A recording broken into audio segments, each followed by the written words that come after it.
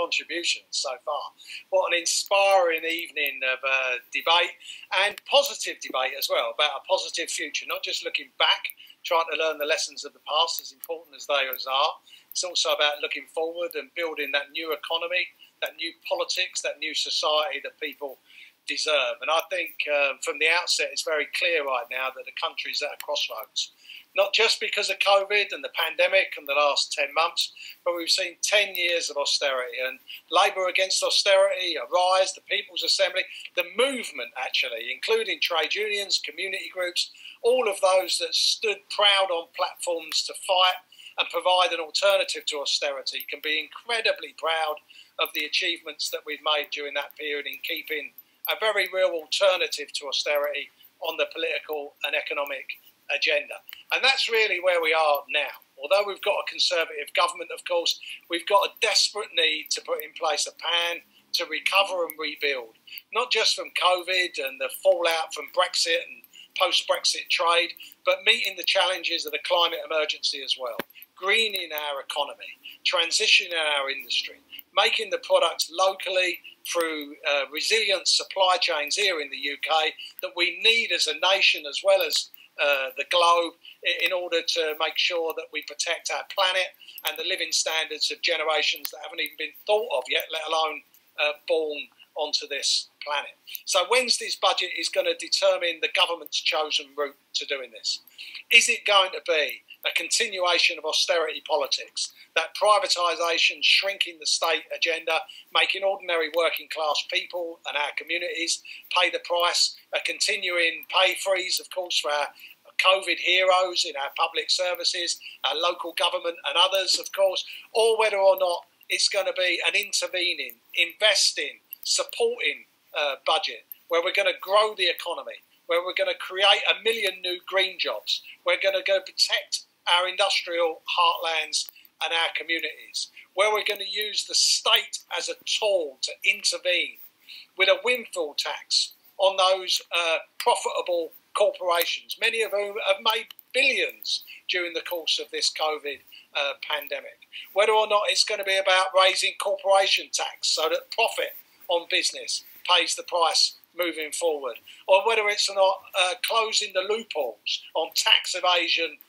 and avoidance, whether it's rebalancing the economy from an over-reliance on service industries and capital finance in particular to one that puts manufacturing and creating the tools, the products that we need to transition our economy here in the UK.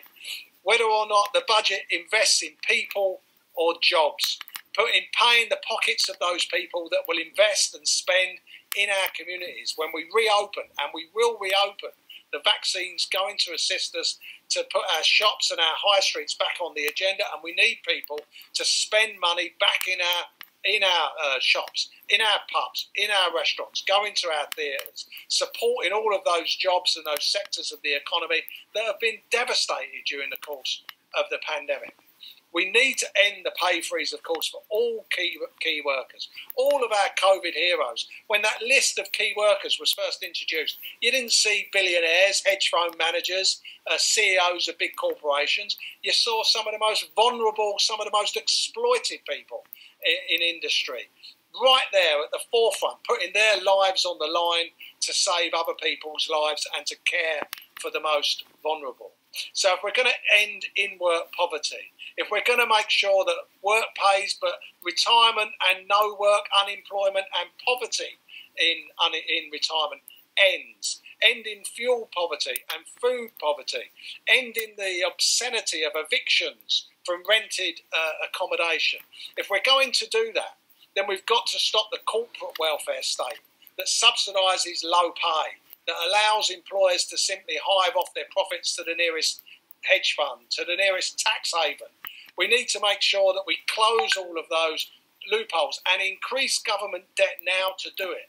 So we can afford to extend the £20 universal credit payment. We can afford to make sure that all legacy claimants get that as well. And I want to add my congratulations to earlier comments about the DPAC Day of Action today, and the 8 years actually that our members in our communities have been fighting universal credit, a failed system from day one, but making sure that a proper solidarity fund is in place. The point that Mark made earlier about at the end of the Second World War, it was about providing dignity and justice for working people and our communities. And if you couldn't work for whatever reason, some of the most vulnerable people in society were protected from destitution with a solidarity fund. And that's what we need to get back to. And debt has never been cheaper for the state. We can repay this debt over 50, 60 and 70 years. We've just finished paying off the debt from the Second World War. It's zero interest rates now.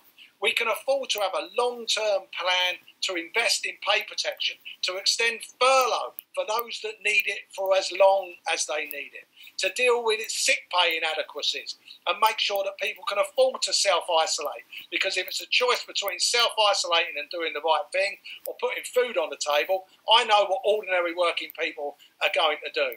And that means that we've got to make sure that furlough is the absolute minimum payment that people that are off on sick achieve.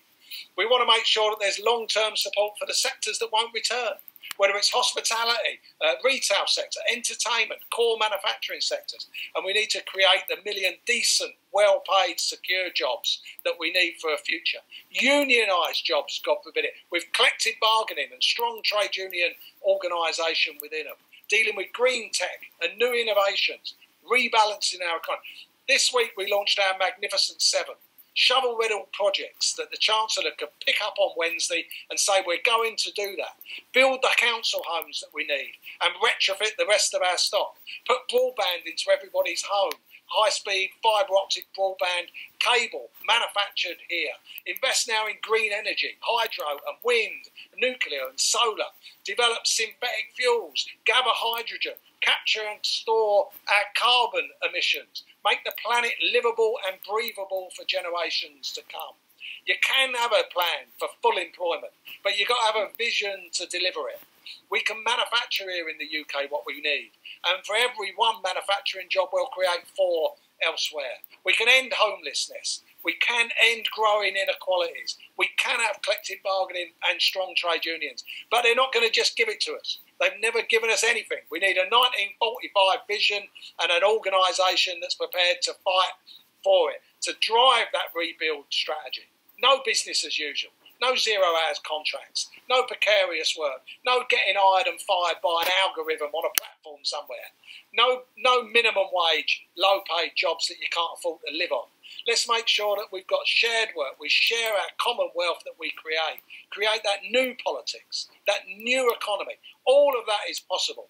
But it's Mark's point about what are we going to do to win it. And that's our challenge. And we can't outsource it to anybody. We can't outsource it to Westminster, whether it's a Labour government or a Tory one. We've got to take control of that as trade unionists, as organised labour, and build those social movements that get us into every community up and down the country having this sort of debate.